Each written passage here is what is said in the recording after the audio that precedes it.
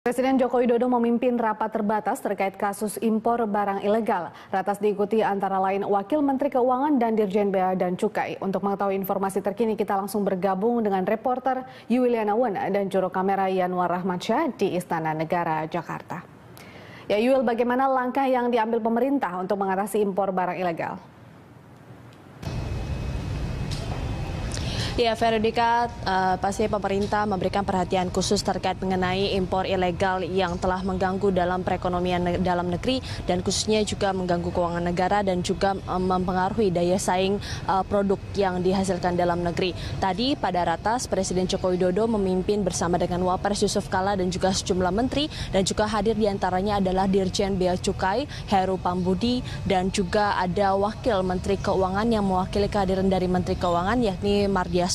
Adapun tadi pada hasil dari ratas terkait mengenai impor ilegal ini ada sejumlah langkah yang nantinya akan diambil oleh pemerintah, diantaranya adalah dengan menegakkan penegakan hukum yang secara konkret kepada para pelaku impor ilegal dan juga berkoordinasi, pemerintah akan berkoordinasi dengan pihak eksportir dan juga pemerintah akan menguatkan sistem IT sehingga nantinya keluar masuk barang baik dari impor ataupun ekspor ini dapat terekam dan terpantau, terkoordinasi dan juga terintegrasi dengan kedua belah pihak negara dan juga kedua belah pihak sehingga nantinya dari sistem IT yang diperkuat ini bisa terpantau mana produk-produk ilegal yang masuk ke dalam negeri.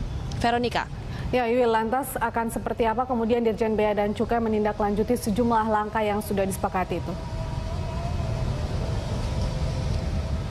Ya, Veronica, tentunya tadi Presiden juga telah menunjuk Dirjen Bea Cukai sebagai pemantau di lapangan secara langsung.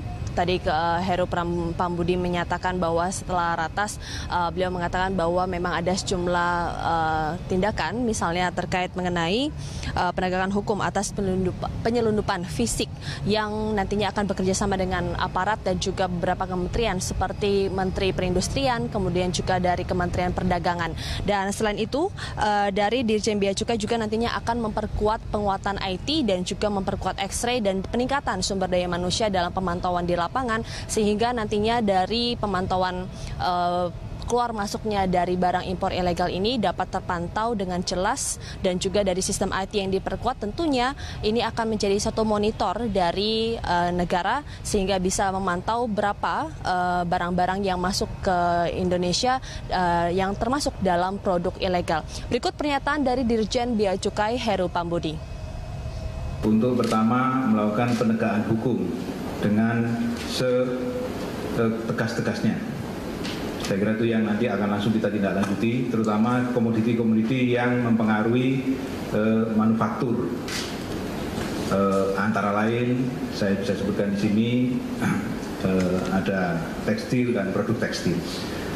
Dengan memperhatikan perkembangan perekonomian yang mengalami sedikit penurunan, tentunya peran Direktorat Jenderal Bea dan Cukai diminta untuk bisa memberikan dukungan langsung kepada industri dalam negeri dalam bentuk memberikan fair treatment kepada seluruh importir. Ini tentunya nanti akan kita tindak lanjuti dengan dua strategi. Yang pertama adalah penegakan hukum yang dilakukan terkait dengan penyelundupan fisik.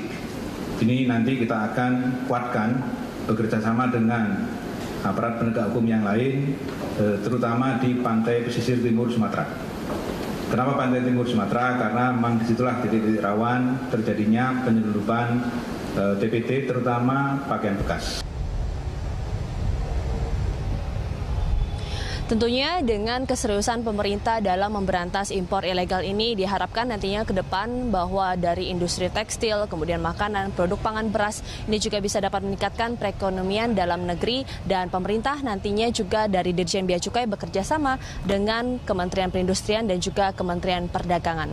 Veronica.